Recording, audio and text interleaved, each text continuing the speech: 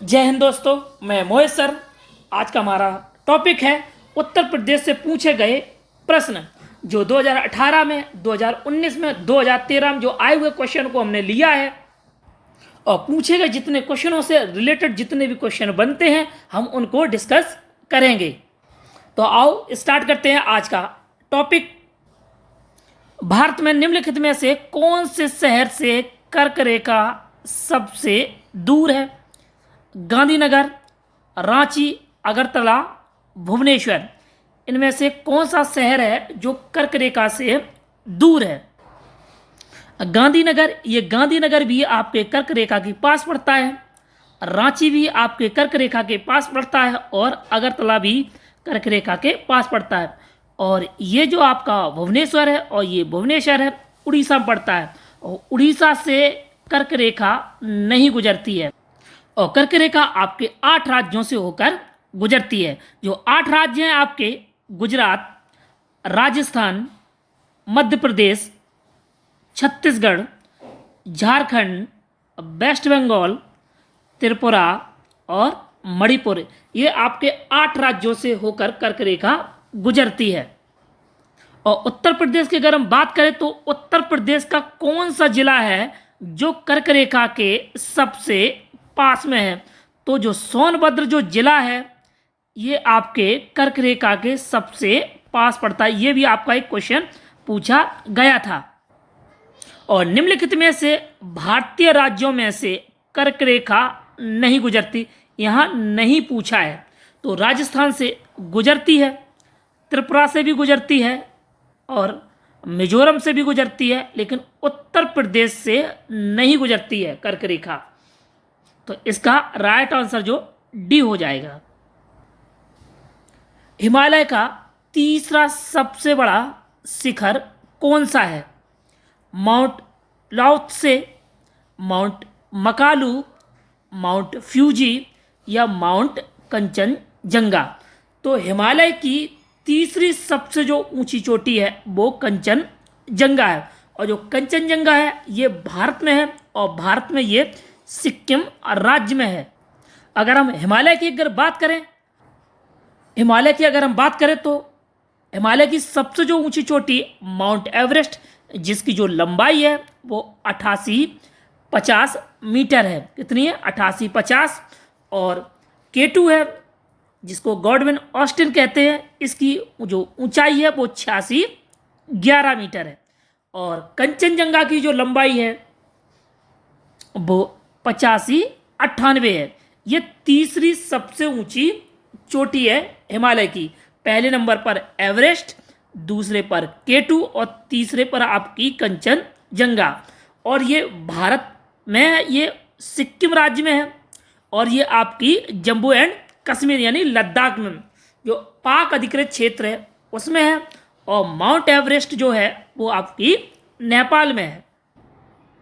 इलायची पहाड़ी निम्नलिखित में से किस पर्वत श्रृंखला पर स्थित है? विंध्य, पश्चिमी घाट, पूर्वांचल या पूर्वी घाट? तो इलायची जो पहाड़ी है वो आपकी पश्चिमी घाट पर है। और भारत की सबसे लंबी जो पर्वत श्रृंखला है वो हिमालय है। और दूसरे नंबर की जो सबसे लंबी पर्वत श्रृंखला है वो पश्चिमी घाट है। और इलायची जो पहाड़ी है वो आपकी पश्चिमी घाट पर है। और पश्चिमी घाट को सह्याद्री भी कहा जाता है।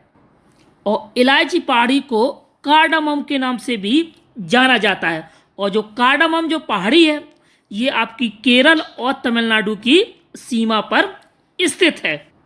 और भारत की सबसे दक्षिणतम पर्वत श्रृंखला है कौन सी? इलायची पहाड़ी।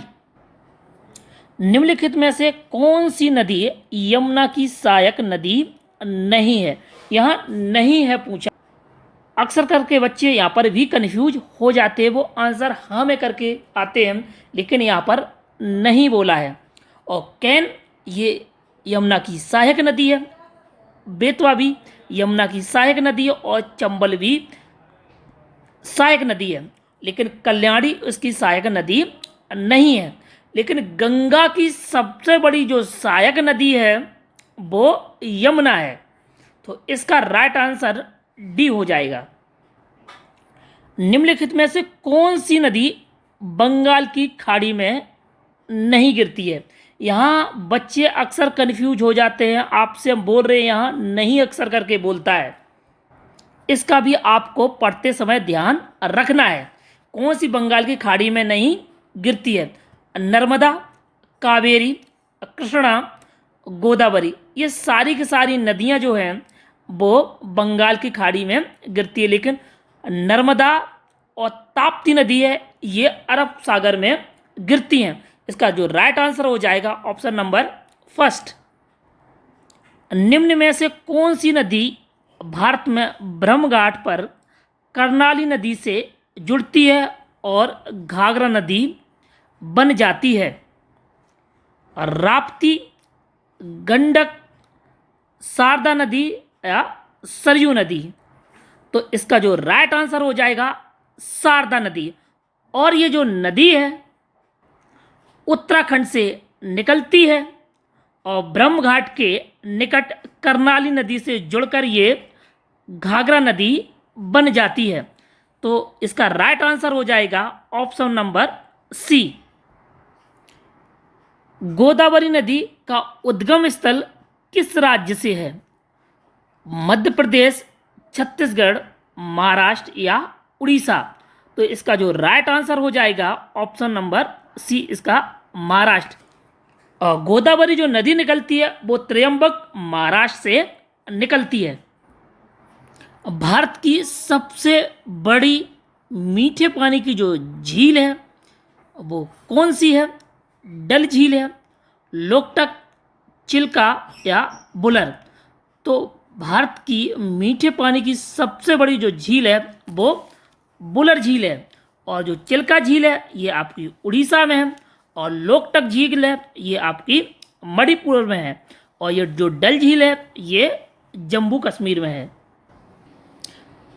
निम्नलिखित में से कौन सी नदी का उद्गम भारत के बाहर है? इसमें ब्रह्मपुत्र, गंगा, यमुना या नर्मदा? तो इसमें जो बाहर जो उद्गम है वो आपका ब्रह्मपुत्र नदी का, और ब्रह्मपुत्र नदी के अलावा एक आपकी सिंधु नदी है ना, एक आपकी सिंधु नदी है, और दूसरी आपकी है सतलज नदी।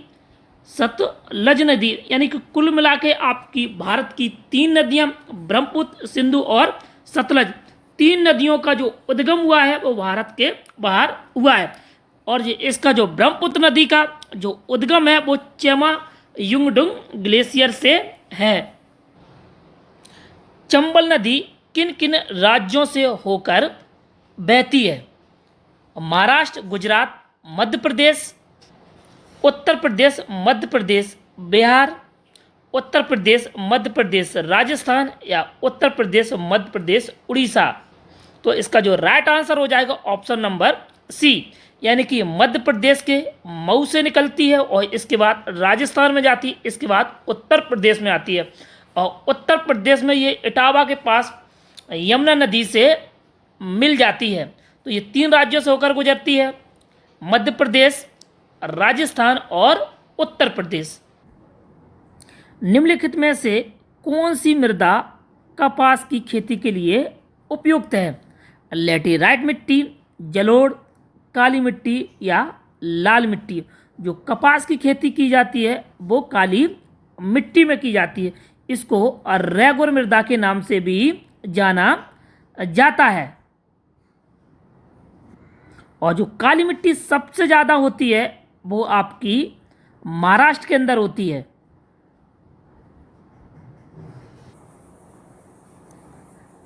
किस भारतीय राज्य में सर्वाधिक वन स्थित हैं? केरल, महाराष्ट्र, मध्य प्रदेश या उत्तर प्रदेश में? तो सबसे ज़्यादा जो वन है वो आपके मध्य प्रदेश में है, और सबसे कम जो वन है वो आपके हरियाणा राज्य में है। और सुंदरवन ये कहाँ पाए जाते हैं? गंगा ब्रह्मपुत्र डेल्टा में, गंगा और ब्रह्मपुत्र के डेल्टा में सुंदरवन पाए जाते हैं।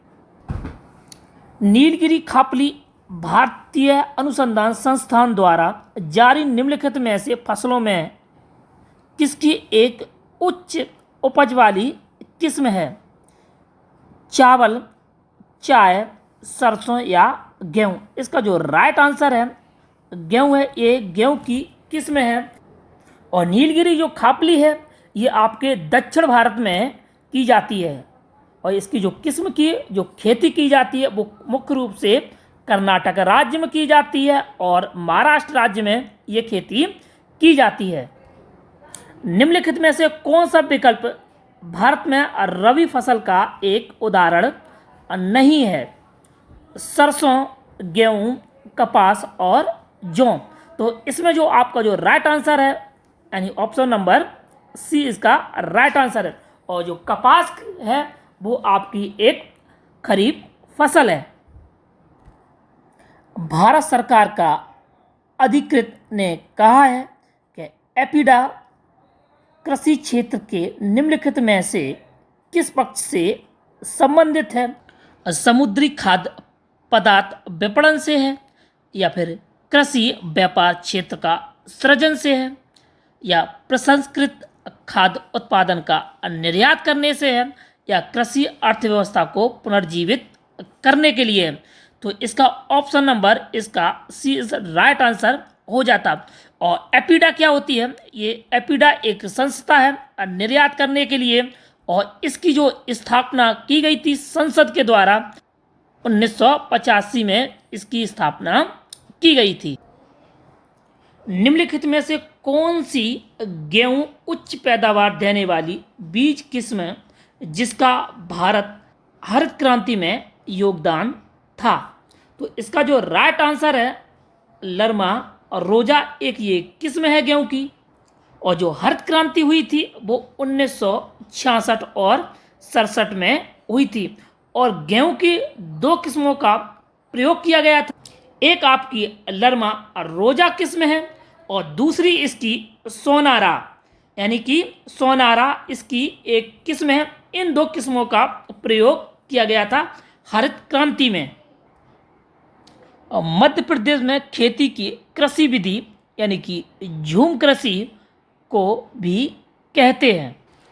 तो मध्य प्रदेश में झूम कृषि को दहिया कहा जाता है और दहिया भी कहा जाता है और मध्य प्रदेश में इसको बेवर के नाम से भी जाना जाता है। मणिपुर राज्य में इसको पामलू के नाम से जाना जाता है और इसको आंध्र प्रदेश में इसको पेंडा के नाम से जाना जाता है और कुरुआ को इसको झारखंड में जाना जाता है।